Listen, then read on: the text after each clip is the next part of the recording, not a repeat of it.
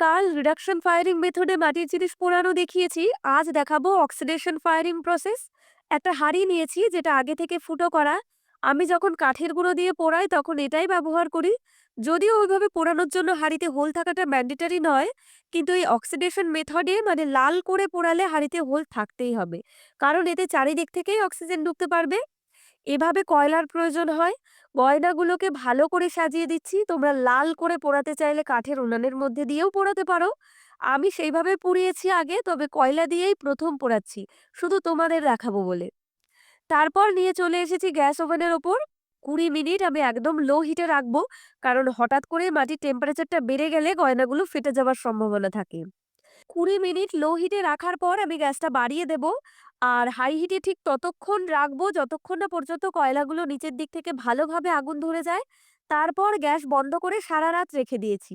পরের দিন সকালে সেটাকে বের করেছি। তবে আমার একটু ভুল হয়েছে, সেগুলো তোমরা করো না।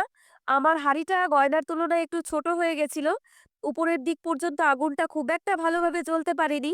গয়নাটা ঠিকই পুড়েছে, তবে উপরেরগুলো একটু কালো হয়ে গেছে। আরেকবার ভালোভাবে পুড়িয়ে দেখাবো তোমাদের। কিন্তু এগুলোকেও খুব সুন্দর লাগছিল। তোমরা জলে দিয়ে অবশ্যই দেখে নেবে যে জুয়েলারিটা পুড়লো কিনা। আর কেমন লাগলো আজকের ভিডিও জানিও। সবাই ভালো থেকো। দেখা হবে পরের ভিডিওতে। আজ আসি। টাটা।